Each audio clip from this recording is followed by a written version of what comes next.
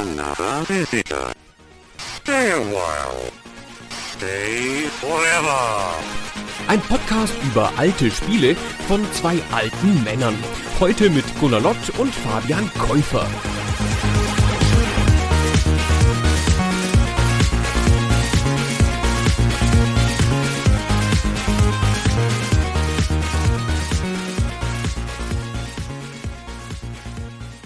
Hello, this is Stay Forever and I am your host, Gunnar. With me is, as usual, Fabian. Hi, Fabian. Hi, Gunnar. And, of course, our guest. We have the great honor to talk to Don Daglow. Don is somewhat of a legendary figure in the games industry. He has developed games for mainframe machines in the 70s, worked at Intellivision, where he became director of game development, worked at the early Electronic Arts and Broderbound. He founded his own studio, Stormfront, famously creating Neverwinter Nights, the first graphical MMORPG. He ran Stormfront for 20 years and in the last decade has been an independent advisor, freelance game designer, management advisor, and popular speaker at games industry conferences. He has held numerous roles in the games industry bodies over the times. These days, he's the president of the Academy of Interactive Arts and Sciences Foundation, and he is a best-selling author with an award-winning novel and an award-winning non-fiction book about how to create indie games. Welcome, Don. It's great to be here. And yes, I did all those things. Really, I did. No, really, I did. It has been a long introduction, so a rich working life. Don, we're here today to talk about Utopia, which is, in a way, if I may say so, the game that made your career. So if you were to describe that game to my 15-year-old daughter who has played Minecraft and other games but never heard of Utopia, what would you say? I would say that Utopia looks like a game with very blocky graphics, and it looks like a board game come to life in which the two players are managing two islands and trying to have the most successful island. The era of the Intellivision is more than 40 years in the past, so please take us back to when it started. How did you land the job at Mattel? Well, Mattel, I don't know how great their distribution is in Europe. In the United States, they are one of the biggest toy companies. And when Atari brought out the Atari VCS, which later was renamed the Atari 2600, and it sold so well, Mattel said, aha, this is a new kind of toy. And toy companies, when there's a big new category of toys, toy companies want to get into it. So they ran a test market for a beautiful machine that was actually, by today's standards, it would be considered almost next gen next to the Atari. Its cycle was about 3 years after the Atari. Or you could argue it was short of a full gen, but it was at least a half gen ahead because 3 years of technical improvement had happened. And so it was also a fundamentally different hardware architecture. I'm oversimplifying here, but the Atari operated off of a signal that would run down the screen over and over again each second. And then the graphics were interruptions in the signal, and you could control the color and the shape of them. But everything was being done on an analog basis by messing with the signals that would display graphics on a television screen. The Intellivision, being newer, was actually displaying graphics on the screen rather than using that technology. The other thing was different is that the Atari was based on the 6502 processor. That's the same processor that was inside the Commodore 64, that was inside the old Apple II, which was a very early market-leading processor. Really, the games industry started on 6502 machines, both computer games and the early video game home consoles. Intellivision used a GI 1610 chip, which actually, a lot of its functionality was 16-bit, not 8-bit. So I read articles now where Intellivision has leapt into the 8-bit category, but in actuality, it was a bridge between 8-bit and 16-bit machines. So Mattel goes and does this test marketing of a unit. The test market succeeds. And so they say, okay, we're going to bring this out. Now They had used an outside group to do a few games for the test market. And now they said, okay, now we have to build our own group of video game designers because we're making video games. Just as this happens, as they start this process, we cut to another part of Southern California. A young man is driving home in his car from work. His work isn't going very well. He's an assistant superintendent of schools and a teacher. And it's very political and it's not very fun. And there's some nasty people around the schools. So the young man driving his car, who is devilishly good looking and very clever, the young man driving his car hears a radio ad on what today we would call a hip hop station, but this was 1980. So then it was Kindness, Joy, Love, and Happiness, KJLH in Los Angeles, California, 102.1 FM. And so I'm driving along because I was the young man. And all of a sudden out of the radio, I swear, the radio said, "Would you like to work in the exciting world of video games?" And I'd been writing games on mainframes, as you mentioned, for 9 years. And, writing games was just part of me. And so I thought, yes, I would like to do that. Would you like to help shape the future of this exciting new medium? Why, yes, I would. And I always joke about, because I was driving a convertible and I did have the top off. So I always joke that I didn't know whether to look down at the radio or up at God, because the announcer's voice sounded like God's voice talking to me. Then call 213-978-JOBS. That's 213-978-JOBS. All kidding aside, that call changed my life. That's why I still remember the number, 43 years later. But I called him up and said I'd been writing games for 9 years in programming. And at first they thought, oh, the things people say when they're applying for jobs, they lie. And then they realized I was telling the truth. So they called me in and I interviewed and I got the job. So on the first day of the Intellivision team inside Mattel, there were 5 programmers, a manager, and 4 of us who were the frontline programmers.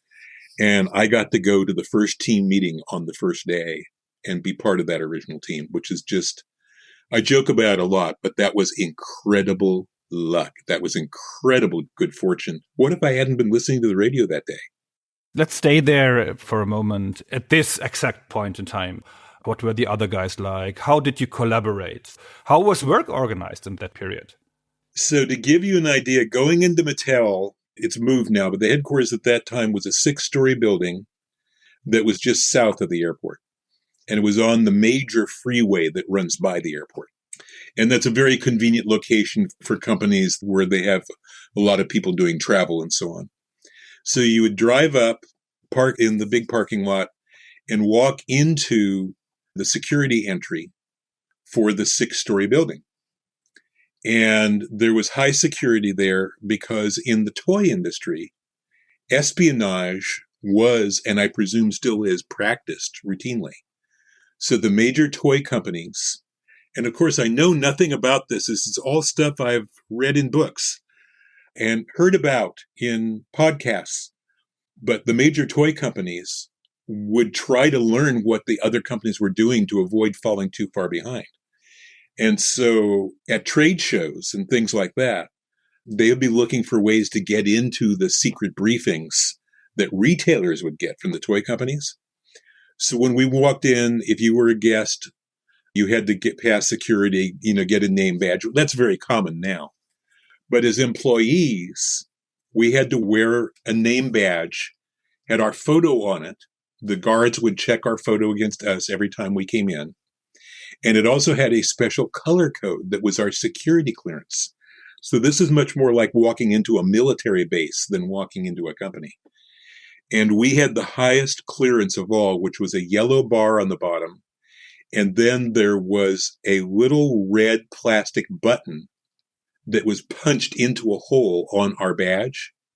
So somebody could try and make a fake badge reproducing the color, but they couldn't reproduce that weird round red button. And that's why that was the highest security class. And only we, as video game designers, and the team of people around us. And the toy designers had that badge, and then the very senior managers. So no one else in the company could come to our area, and no one else in the company could go to the toy designers area. They actually had to come out to outer conference rooms to meet. And we had to escort people into our area to special conference rooms to meet.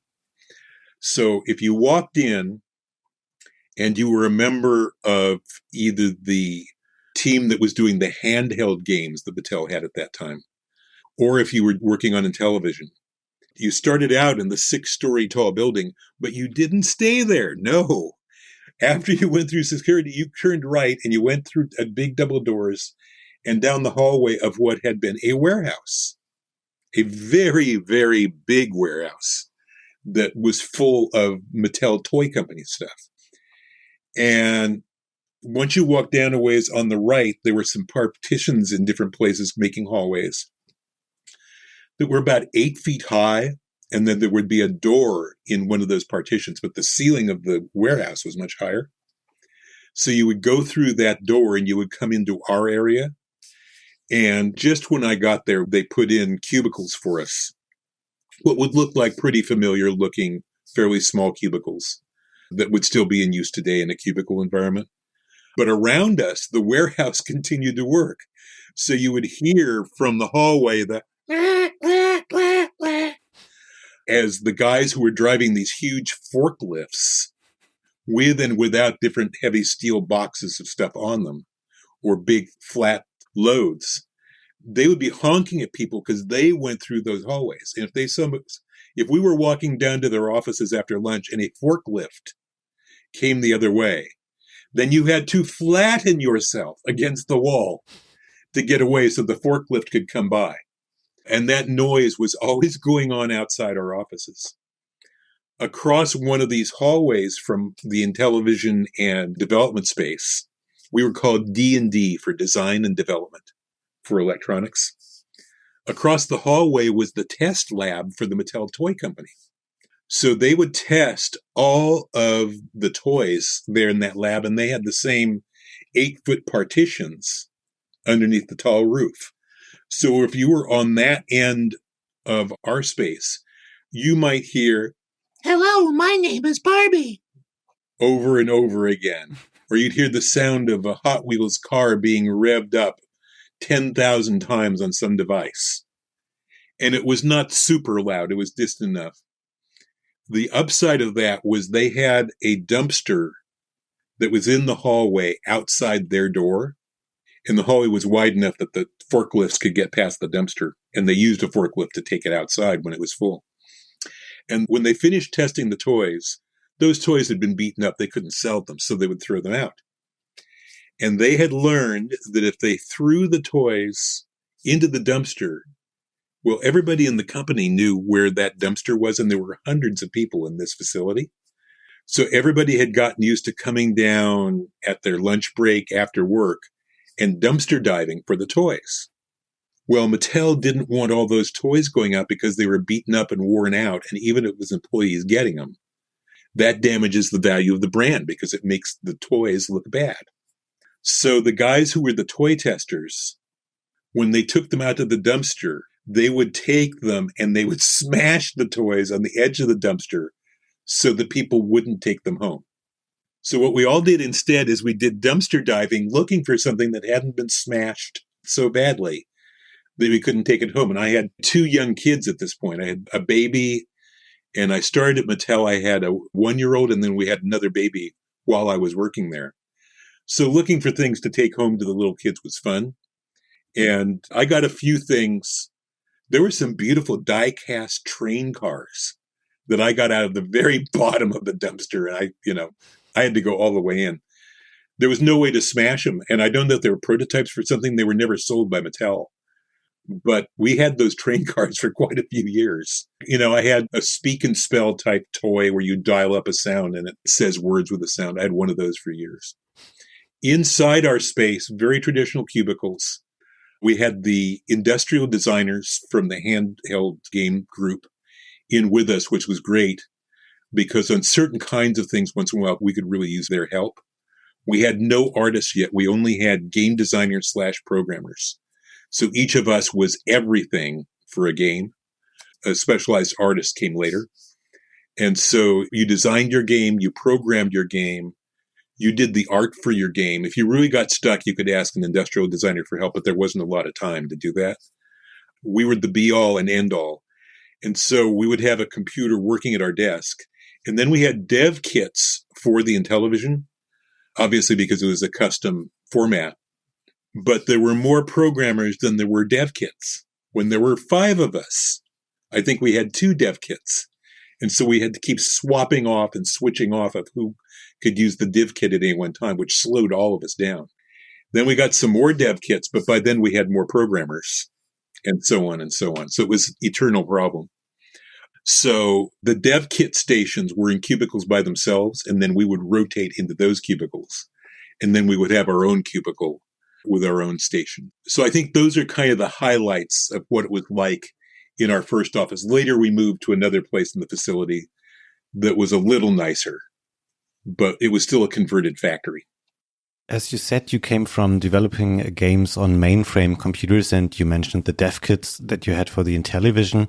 How much different was it developing for that home console now? Did you encounter many technical problems in making the games work, and especially making Utopia work on this new platform?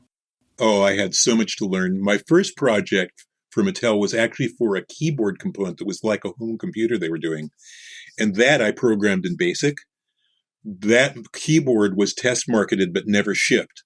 So that hardware and all the software exists only in test form. So that makes it by far the most expensive of the collectible pieces of Intellivision items that people go for. So when I switched over to the regular Intellivision, I don't know, 2 months into my time there, basically I had to learn GI 1610 assembly language, which is a lot like 68,000 language, but 68,000 came on later. So I basically had to learn that from scratch. And I had always been programming in high-level languages like BASIC in particular, Pascal, a little bit of Snowball.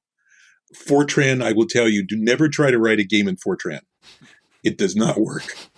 I mean, you can, but the language is trying to stop you at every moment. It's screaming, no, I'm a serious language. You cannot use me for a game. I refuse to help you. So Fortran was not the thing. But learning assembly language is very different because in assembly language, you are working on 1 byte at a time. And very often you're working on 1 bit at a time. This is something that in high-level languages and modern programming languages, if you want to look at C, C++, Python, you're never anywhere close. You're giving a command that will change lots of bytes all at once. You're doing things at a very high level. But in assembly, you are moving every byte into the registers, doing something to it, moving it somewhere else.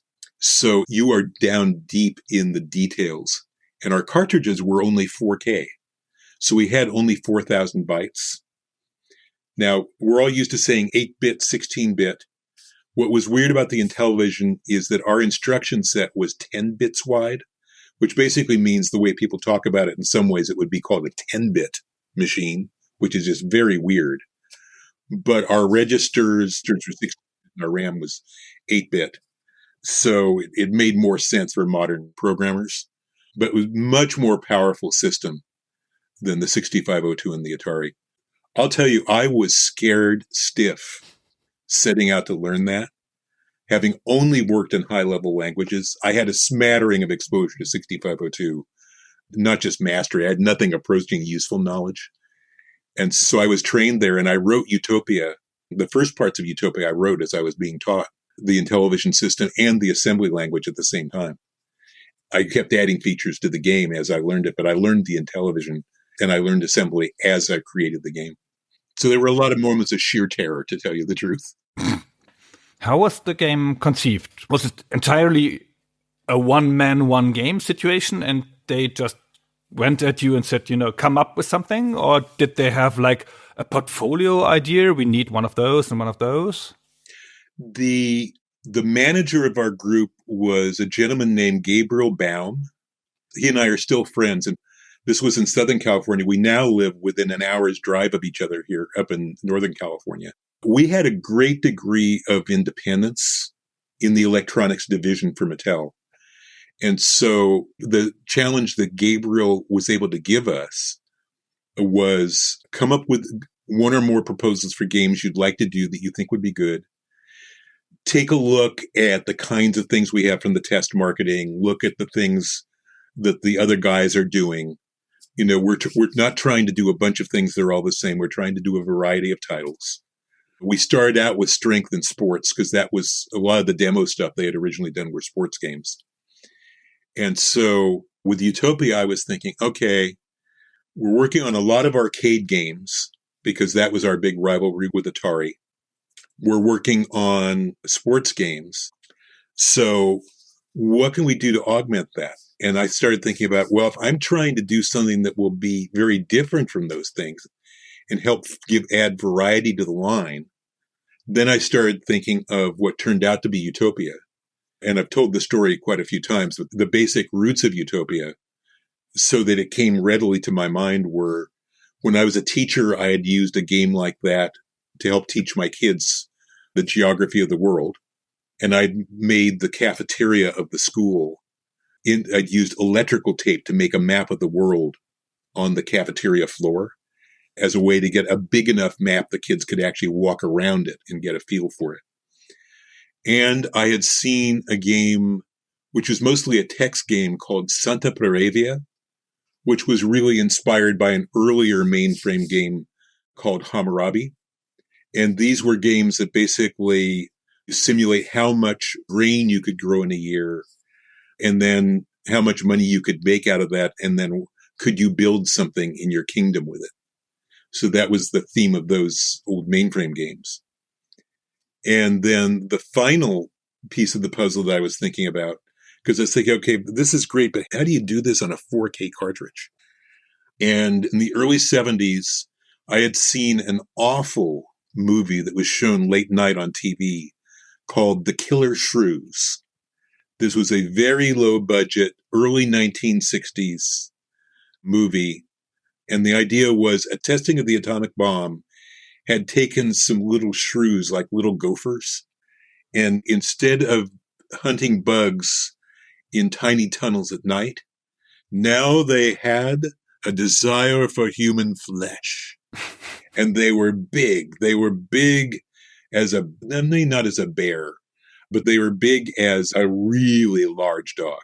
And they traveled in packs, and they were fearsome, and they had huge, gigantic front teeth, like oversized bunny rabbits. Awful movie. Basically, the entire plot is a handful of people are trapped in a building because the killer shrews have taken over this island, and they have to figure out how to get to a boat to get away. And they do a lot of arguing, and then there's romance and everything else, but it's basically hide in the building, get to the boat. And so I finished watching that movie one night, and this would have been 73, maybe, 1973. And I thought that would make an interesting simulation game. So I started working on the mainframe, and I made a game about the island and figured out, okay, well, on the timeline, how long would it take for the shrews to eat everything else on the island? Maybe there'd be rabbits and deer, or forget what else. And, you could pick then when you would try to go and would use the keys to try and guide yourself out of the building and down to the ship at a point where all the killer shrews were occupied somewhere else. And if you waited too long, it was much harder because then it was just random movement as they hunted for you. And you had to pick the moments. This was not a sophisticated game. I'm not even sure it was a fun game. I only worked on it for a couple of weeks, which was probably more hours than I should have. Once I discovered the computer, my grades went down for a while at school. But that idea of the island, because the island creates limits. You don't have to worry about borders or bounding things. You have that, and the water ties things in. So I wrote up a proposal to submit saying that this would be a strategy game. The Strong National Museum of Play in Rochester, New York, in the U.S., is where I've put all my papers, and they have a copy of the original proposal, which is printed on paper that's 14 inches wide, computer paper, with punch holes so it would roll through a printer. But the text on it is only, of the 14 inches, is only about 7 inches wide. And then the rest of the paper is all blank. So it looks very weird. But that was the printer we had to print on, writing up something like this. So I just made the pitch for it. And I said, there will also be educational elements of this. But I know we're trying to sell the Intellivision as an arcade machine. So we don't have to say it. But as a teacher, I know there's educational elements in this. And I didn't have to submit another idea because they approved that one. And at that point, it was, okay, Don, start working on it. What were you imagining, or what had you been told was the target audience? It was such early days that all we knew about the target audience was that it was kids and families. And we didn't have a lot of data. So I was just trying to look for areas where no oil wells had been drilled, looking for pools of oil that nobody else was already tapping. That was an idea we were taught explicitly later in the early days of Electronic Arts. So that's what I was thinking of. And I saw it as a strategy game because one of the things I very concretely thought about was on mainframes, most of the games we had were simulations of some kind and strategy games.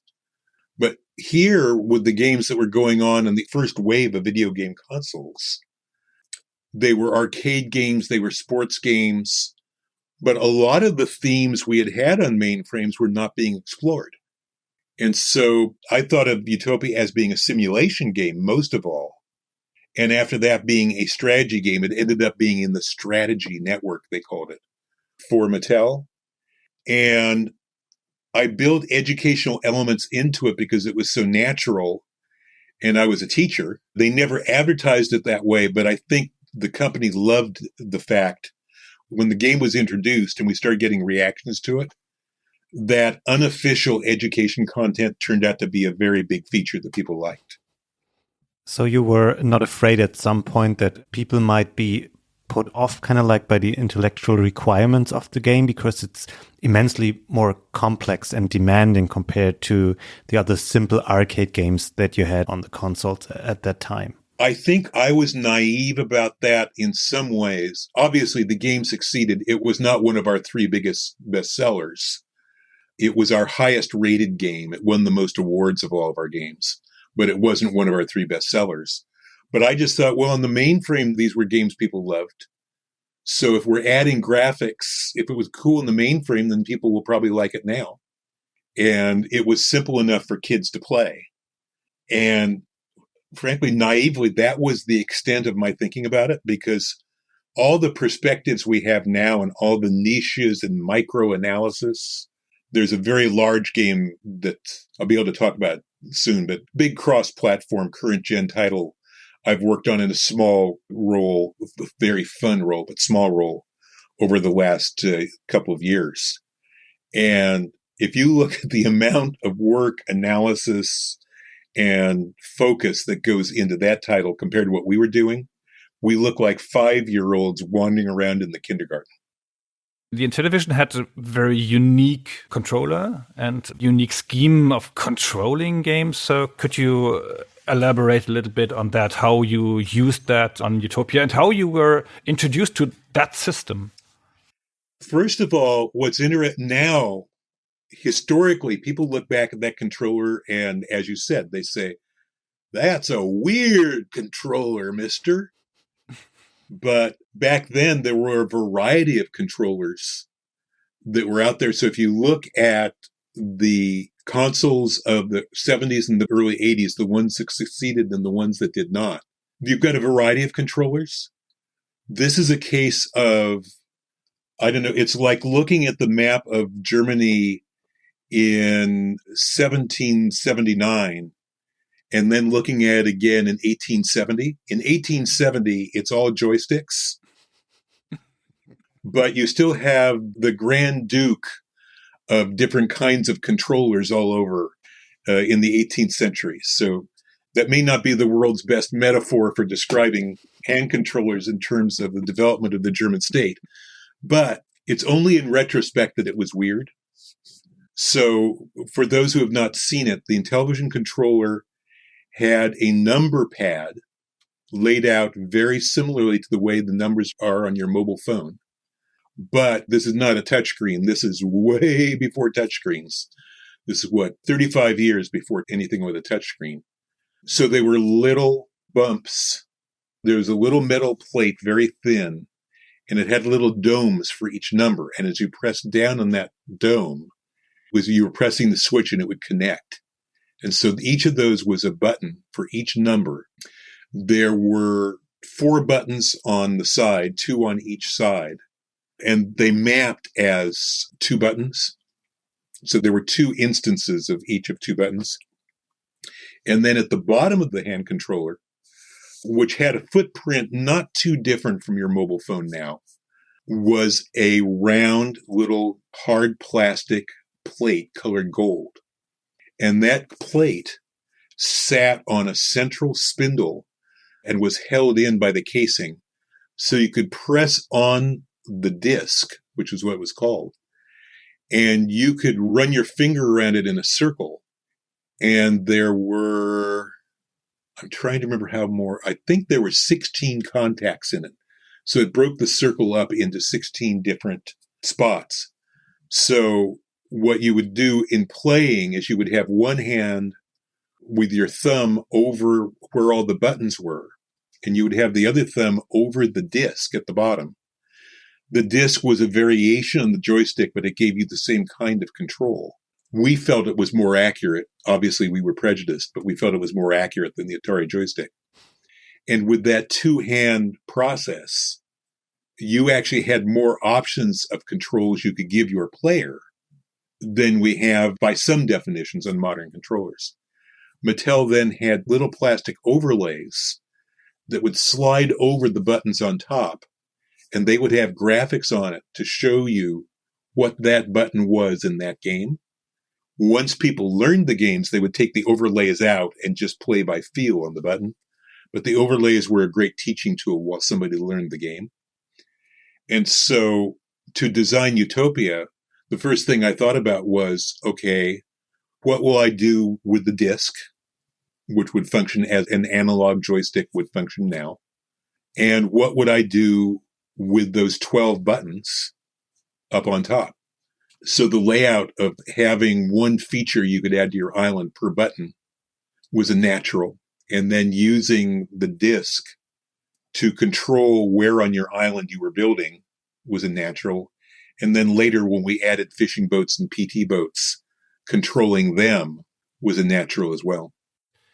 You have 6 buildings and the rebel and the 2 boats. So that's 9 items. And that exactly maps to the controller. So is this a design restraint? You had like 9 moving pieces. This was the maximum in the game? That was a design constraint, but I'll tell you, it did not feel like a constraint at the time. Because just doing it, it was such early days. And I will tell you, I got up every morning and I would just look up and say, God, I don't know what I did right, but thank you. How did I end up here? And I was having so much fun. And it was such a great team around me. And after a few months, we started to add people to the team. And it started to grow. Gabriel Baum, in terms of a manager I reported directly to, is the best boss I ever have had in my career, where I was actually an employee reporting to somebody. And obviously, I've spent a lot of years where I was a studio GM or a CEO or whatever. But, you know, I had what turns out to be the best boss of my career. I was surrounded by some really wonderful people. And we were just having a great time. And so I looked at that and I thought, you know what? That's about the right amount of complexity. I think this feels right. And I think one of the dangers, one of the things I teach now when I visit universities and talk about game design is that simplicity is a great goal of the game designer, because the more complexity you add to a game, the more you risk confusing your player or producing only an elite group who are the only ones who can play your game. And if you really want to reach people and entertain them, which is our goal, complexity may make you feel smart, but it makes our player feel dumb. And that's not a good thing. So the complexity that the hand controller suggested, I continue to believe was the right complexity for the game. And I know I had ideas. Oh, I could add this, I could add that. If we had more buttons, we could do this or that. I was not heartbroken about that because, I was relying entirely on my experience of all those games on the mainframes. And their simplicity was also necessary for a variety of reasons. So I did not feel hindered by it. Now, 4K memory limitation, we spent more time compressing our code than we actually spent coding our game and designing a game just to get it to fit in 4K. But that was the boogeyman. The hand controller, I still believe, was a beautiful, elegant piece. People are now taught in design classes that it's a bad controller. I respectfully disagree because at the time people loved it. But history has said that only joysticks are cool and only modern console controllers are cool. So, it's a battle I'm never going to win in the public eye because people are already being taught in school it's bad. I used that controller in 1984. So I have first-hand memories and I found it impressive because it felt like a real thing for gamers and not like the kiddie stuff with the VCS. So for what it's worth. So I've always thought you were a brilliant man, and this just reinforces my opinion.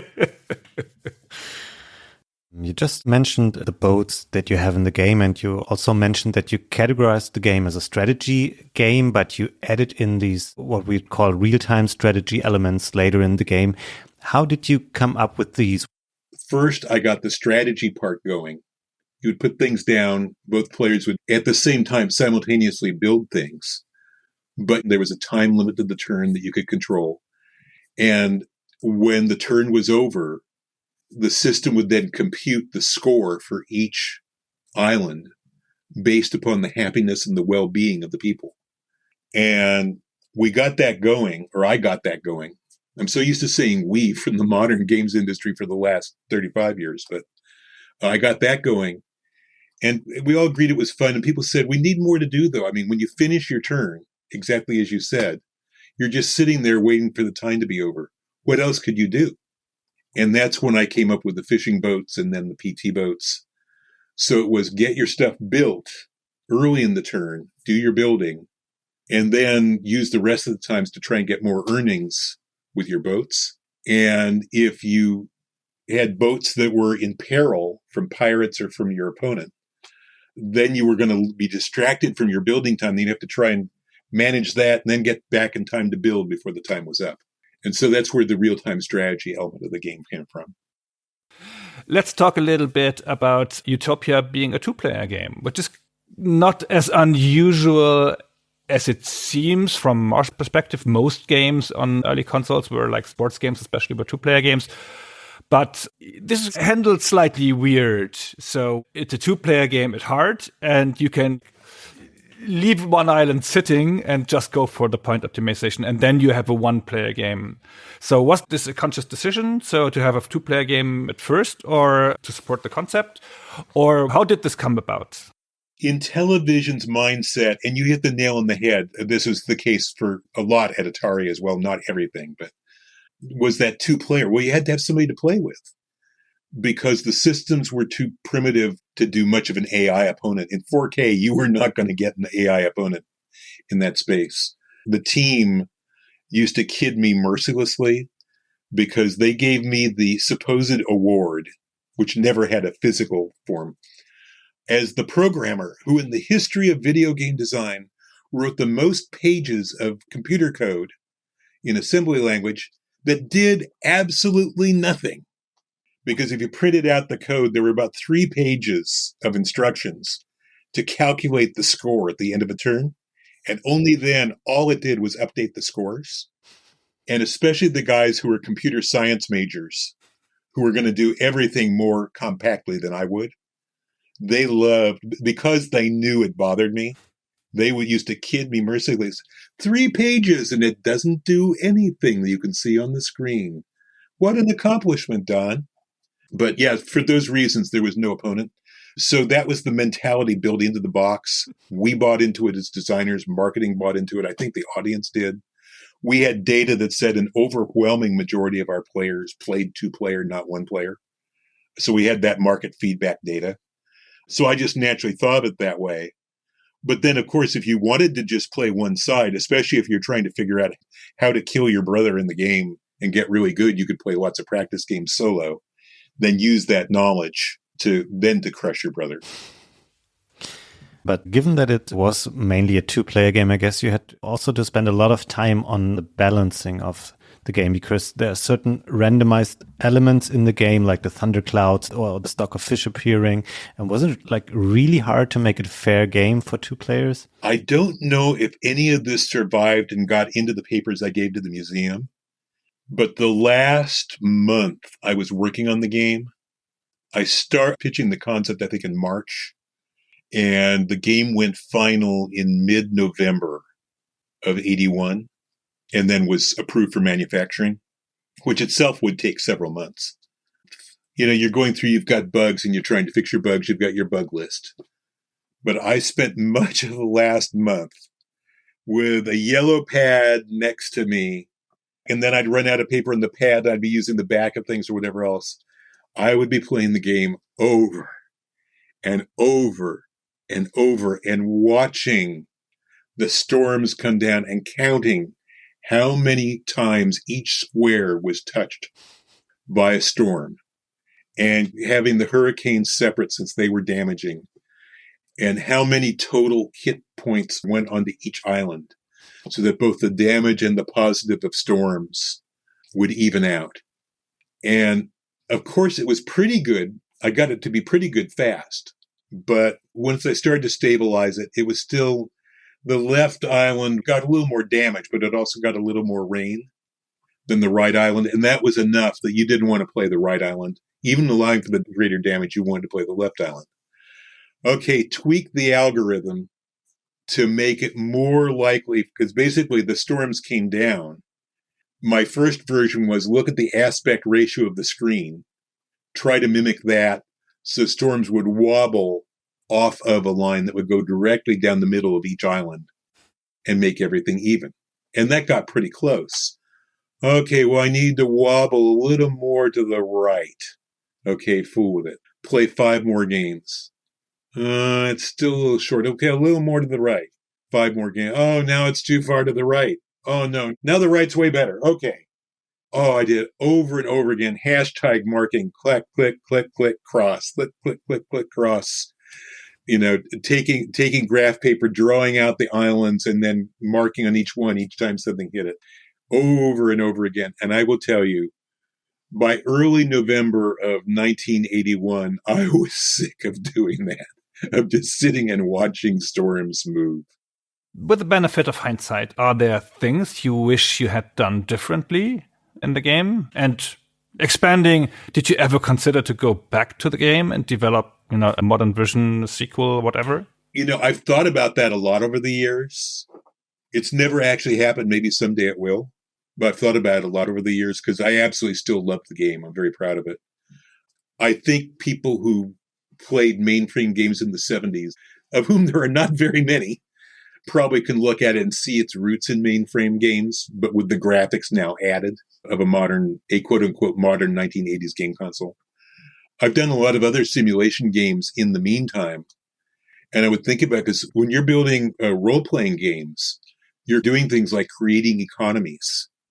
You're doing some of these same things, but you're doing it now in a world that a player walks through rather than a static board type setting like Utopia. But I had very few regrets on that game, apart from, well, later we got 8K cartridges.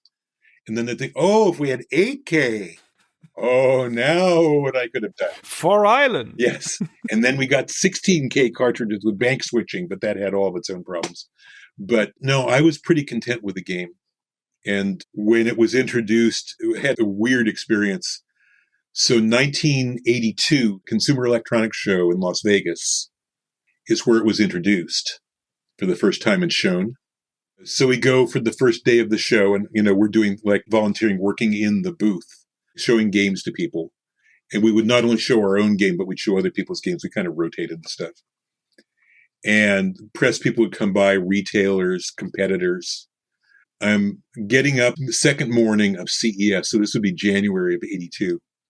And my wife calls me at the hotel So this is before cell phones.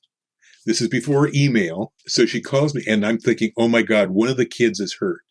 Actually, we only had one kid at that point. Our son is hurt. Wait, something's going wrong. The house is on fire. What? And she said, I know you've got to go to the show, but we just got our copy of the Los Angeles Times this morning. And Utopia is on the front page of the home section or the entertainment section or whatever it was.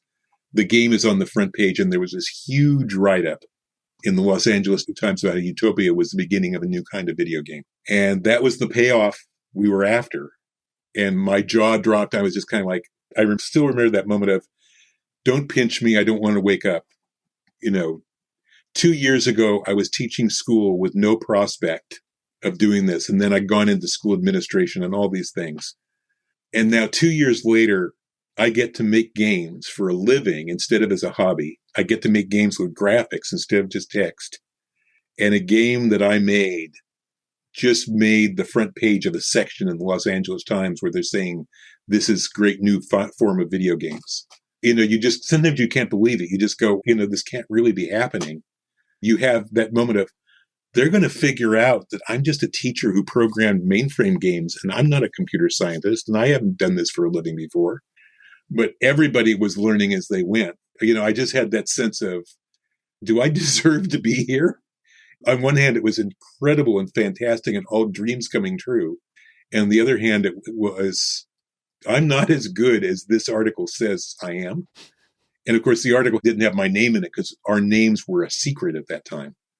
But, they were talking about the game's design and stuff. They were talking about me indirectly.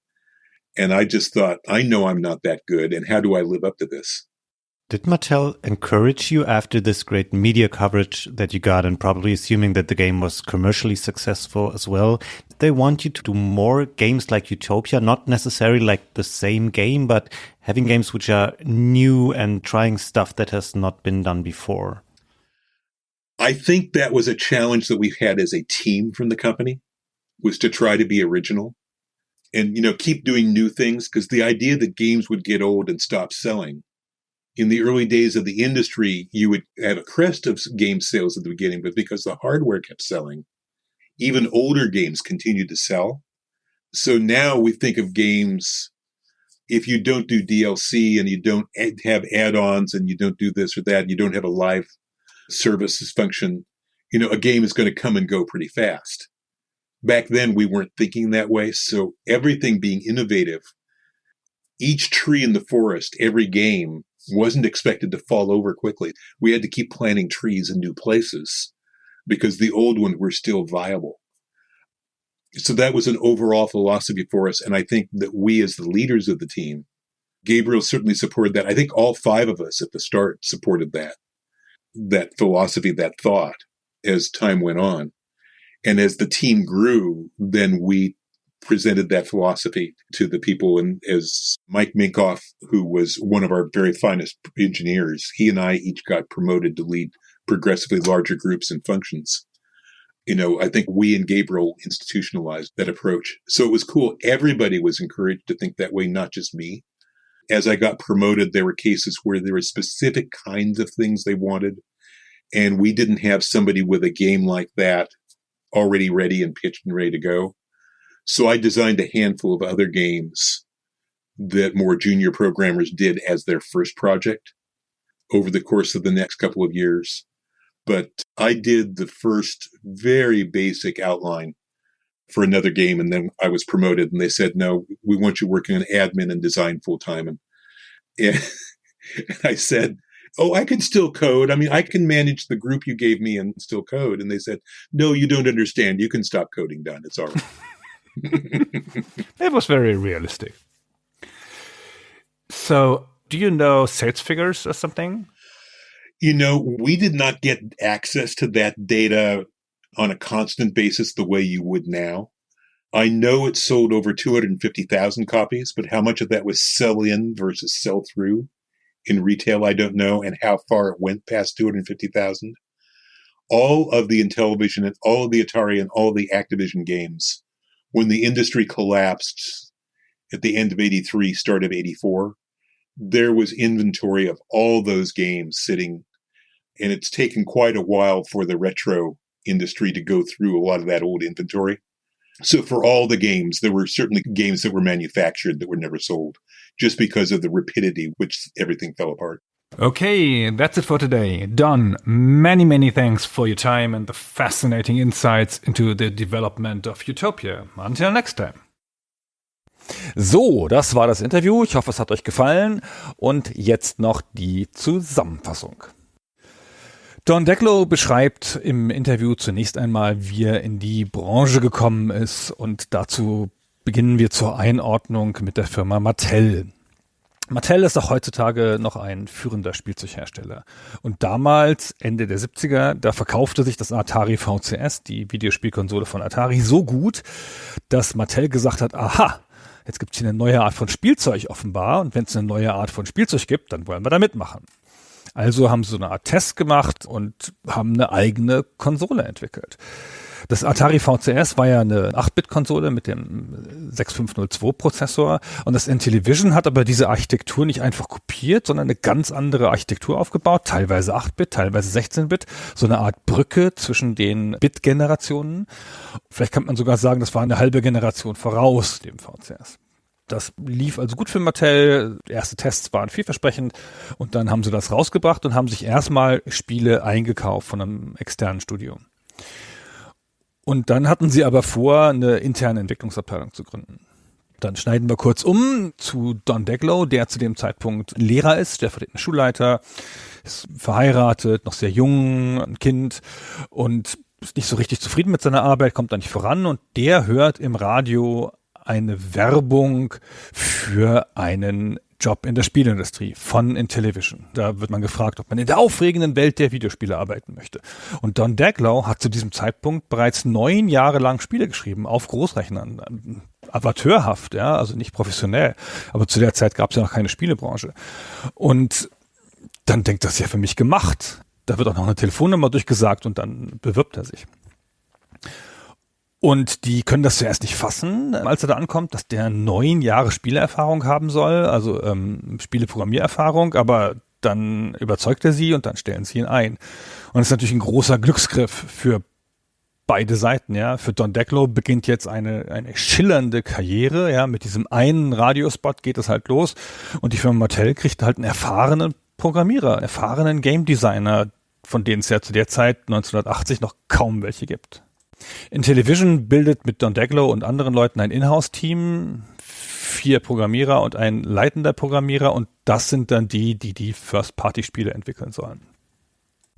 Don beschreibt im Folgenden so ein bisschen, wie es da ausgesehen hat. Das ist ein Konzern, das ist jetzt kein kleines Spielestudio, ja, es ist ein 6-stöckiges Gebäude an der Autobahn mit Sicherheitsvorkehrungen, Wachmann davor und so, weil in der Spieleindustrie, da werden Ideen geklaut, da gibt es viel Industriespionage, und da muss man halt total aufpassen. Also wenn man da reinkommt, muss man an der Kontrolle vorbei, kriegt so ein Namensschild, ein Foto drauf, dann wird das immer überprüft, und da gibt es halt einen Farbcode da drauf, der die Sicherheitsfreigabe darstellt. Ja, das war also so ein bisschen so, als würde man in eine Militärbasis kommen. Und Don Daglow war ja Entwickler, das heißt, er hatte die höchste Sicherheitsstufe, so hoch wie die anderen Spieleentwickler da im Haus, also die auch die Puppen und Brettspiele und solche Sachen entwickelten. Das war die höchste Sicherheitsstufe. Und der Arbeitsplatz, der war dann in so einer Art großem Lagerhaus, und das Lagerhaus war wohl voll mit Spielzeug halt.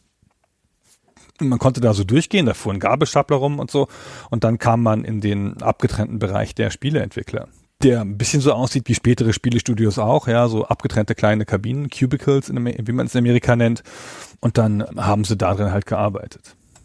Und das muss so eine Industrieatmosphäre gewesen sein. Ich meine halt dieses Lager, die Gabelstapler, und dann in der Nähe war halt die Entwicklungsabteilung für Fernseher und Handheld-Spiele, und da gab es auch ein Testlabor in der Nähe, wo alle Spielzeuge getestet wurden.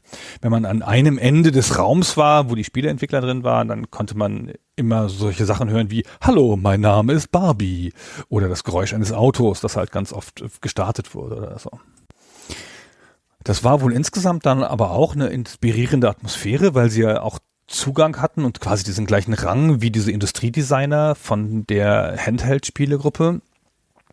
Und die Leute aus dem Intellivision-Bereich, das waren wirklich jetzt anfangs nur Programmierer. Das war ja auch zu der Zeit üblich, ja. Da gab es ja die Gewerke eines Spielestudios noch nicht so. Ja, Audioleute und Soundleute und Grafiker und Programmierer. Bei denen gab es halt erstmal nur Programmierer. Und dann war es natürlich ganz schön, dass wir im selben Gebäude, in derselben Firma noch so Industriedesigner hatten, von denen man sich dann beraten lassen konnte oder auf die man auch mal zugreifen konnte, wenn man eine Grafik brauchte. Und sie waren nur 5 Programmierer, aber das war schon quasi zu viel, weil sie hatten nur 2 Entwicklungskits. Und diese Entwicklungskits, da war dann das, auf dem die Spiele überhaupt erst liefen, wenn man sie programmiert hatte. Und die haben sie dann ständig immer rotiert, meinte er. Ja, jeder durfte dann mal ran und gucken, ob sein Spiel noch läuft.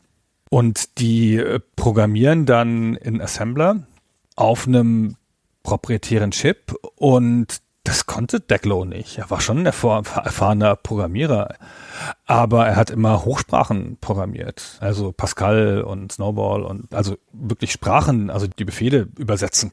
Und Assembler ist ja, da greift man ja auf der Basis von Einzelbits auf den Chip ein, ja, und das ist eine ganz neue Art zu programmieren für ihn und das muss er jetzt erst lernen und das lernt er dann, während er anfängt, Spiele zu schreiben. Das Arbeiten war dann aber wohl ziemlich frei. Der Chef der Gruppe war Gabriel Baum. Der hatte schon ein bisschen Erfahrung in anderen Firmen, war auch älter als Don Daglow. Und der hat seinen Leuten freie Hand gelassen und die ermutigt, einfach Vorschläge zu machen. Ja, jetzt nicht nur irgendwelche Sachen abzuarbeiten, sondern halt auch sich Spiele aktiv auszudenken. Angefangen haben sie aber natürlich mit Sportspielen. Das war so ein bisschen die Spezialität des Intellivision, ja, ganz viele Sportspiele, weil das ein Genre ist, das man gut abbilden kann und wo man sich auch ein bisschen abheben konnte von dem Atari VCS, das ja im Wesentlichen relativ viele Arcade-Umsetzungen gemacht hat. Und dann haben sie natürlich auch noch Actionspiele dazu gemacht, um mit dem VCS mithalten zu können. Und dann hat Daglow sich gedacht, wir brauchen noch mal was anderes. Und er war ja Lehrer von Haus aus und hatte da durchaus ein bisschen anderen Blick auf die Welt, so wie man Leute unterrichten kann, wie man Wissen vermittelt. Er hat Geografie gemacht und sowas, hat mal eine Karte gemacht mit Isolierband, eine Weltkarte mit Isolierband auf dem Boden der Cafeteria. Und er wollte eher in diese Richtung gehen.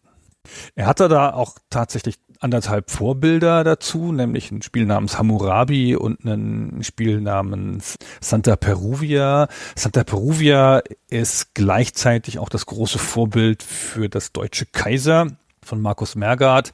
Und er hat sich gedacht, na, vielleicht mal so ein Spiel, irgend so ein Spiel, mit dem man so ein Reich verwaltet vielleicht oder auch wirklich den Leuten vielleicht was Geschichtliches vermitteln kann. Das kann man aber natürlich auf so einer Konsole wie dem Intellivision nicht so machen wie auf einem Mainframe-Computer, sondern das muss für das Konsolenpublikum grafisch da sein. Und so kam er dann halt von diesen Textmenüs, wie sie ein Santa Peruvia hat, zu dieser Inseldarstellung, wie Utopia sie hat. Und die Inseldarstellung ist dann ein entscheidender Durchbruch für ihn, weil die Insel ist eine gute Metapher, die schafft Begrenzungen, die schafft einen limitierten Spielraum. Durch das Wasser drumherum ergeben sich Metaphern wie Fischerei und derartige Dinge. Damit geht er dann in die Vollen und schreibt jetzt dieses Spiel, während er noch Assembler lernt. Wir vergessen es nicht.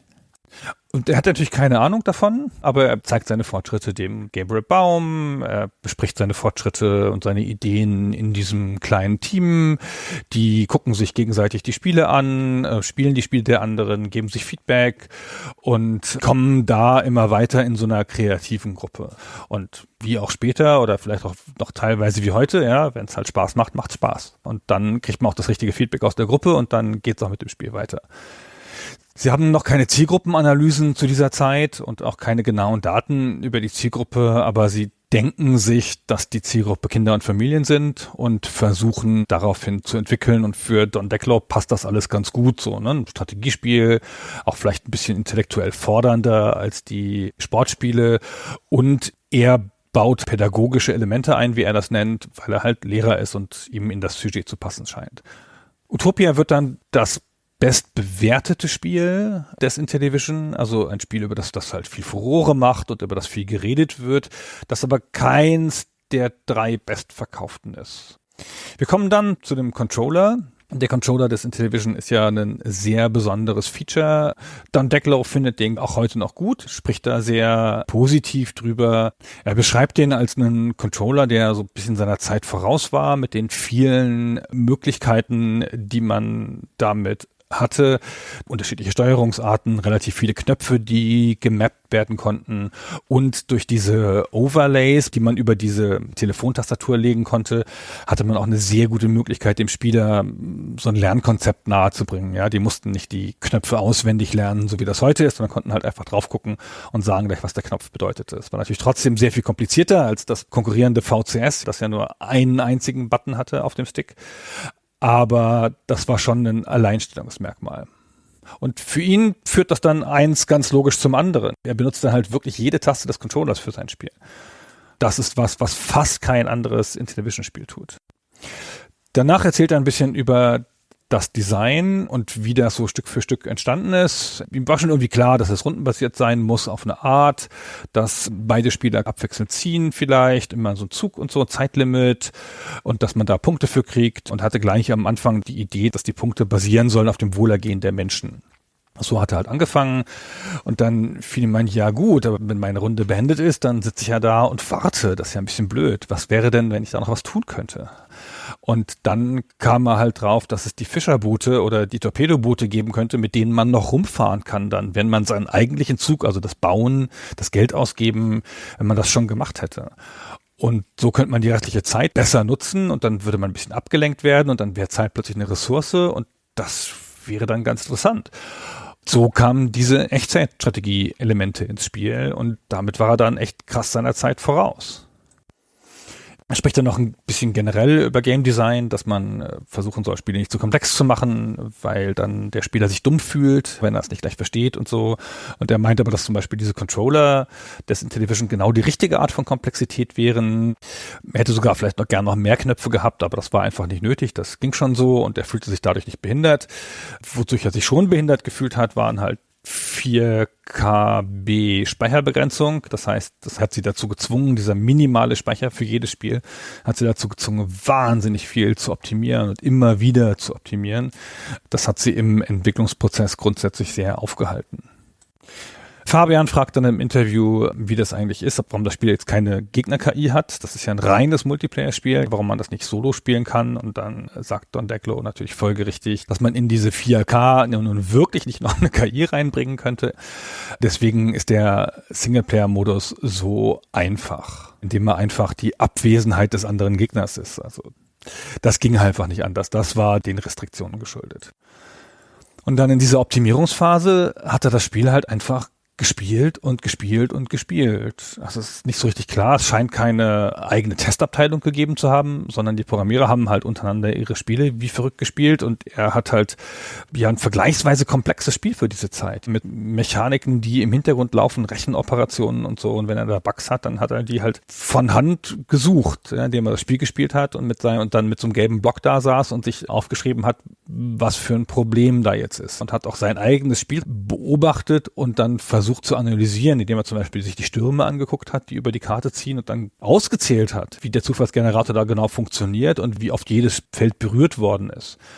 Und dann hat er versucht, das einfach so hinzudrehen, dass der Sturm halt fair ist, dass er beide Inseln gleichermaßen berührt und nicht einen Spieler benachteiligt. Anfang 1982 gehen sie dann auf die CES, die Consumer Electronics Show in Las Vegas. Die ist immer jedes Jahr im Januar und da zeigen sie dann das Spiel erstmals. Da kommen dann Händler und Presseleute und Konkurrenten und schauen sich die Spiele an. Und er erhält dann einen Anruf von seiner Frau. Die hat im Hotel angerufen, also Handy gab's ja noch nicht und so und keine E-Mail. Und dann hat er erst einmal Angst gekriegt, weil wenn die Frau da überraschend anruft, hat er Angst, dass irgendwie dem Kind was passiert ist oder so. Aber dann sagt sie nur, dass sie die Los Angeles Times gelesen hat und da auf der Titelseite des Home-Teils ist ein großer Artikel über Utopia als der Beginn einer neuen Art von Videospiel. Und da ist er natürlich sehr begeistert und hat dann so einen Moment, wo er denkt, ey Mann, vor 2 Jahren war ich da noch Lehrer, hatte gar keine Aussicht darauf, irgendwas Besonderes zu machen. Und jetzt bin ich Spieleentwickler und mache Spiele mit Grafik. Also nicht nur Spiele mit Text, sondern Spiele mit Grafik und kann das jetzt immer machen. Ja, das ist jetzt mein Leben. Wie toll. Und dann beschreibt er so ein bisschen so ein Imposter-Syndrom-Moment, wo er denkt so, wow, was ist denn eigentlich, wenn die rausfinden, dass ich nur ein Lehrer bin, der ein Großrechnerspiele programmiert hat und kein Informatiker und dass ich das alles noch nie so richtig beruflich gemacht habe. Aber er hatte schon auch das Gefühl, dass er es verdient, diesen Job zu haben mit seiner Erfahrung und seinen Fähigkeiten, und das ist doch irgendwie ganz schön. Es geht dann erstmal mit ihm und Intellivision ganz gut weiter. Er wird dann befördert, leitet dann später auch diesen ganzen Bereich der Inhouse-Spieleentwicklung. Dann wird er aber Manager und kann nicht mehr programmieren. Und das ist natürlich immer ein zweischneidiges Schwert. Ja, er macht ja beides grundsätzlich ganz gern, aber geht dann halt schnell in die Management-Karriere. Am Ende haben wir noch gefragt, ob er wisse, wie viel Exemplare das Spiel verkauft hat. Und dann sagt er, nee, er hätte da Zugang zu diesen Daten nicht gehabt. Er meint, es seien 250.000 Exemplare verkauft worden, aber er weiß nicht, wie viel davon wirklich verkauft worden sind an Kunden und wie viel sozusagen nur in den Einzelhandel gekauft worden sind, weil kurz danach kam ja der große Videogame-Crash, wo dann auch wirklich viele Module ja unverkauft verscharrt worden sind. Deswegen weiß er nicht, sind die alle wirklich verkauft worden, die 250.000? Waren es vielleicht sogar noch mehr? Oder sind da einfach waren da auch ein großer Teil dabei, der irgendwie dann vernichtet worden ist, weil die in irgendeinem Lagerhaus saßen und nicht verkäuflich waren? Das war alles. Vielen Dank fürs Zuhören und macht's gut.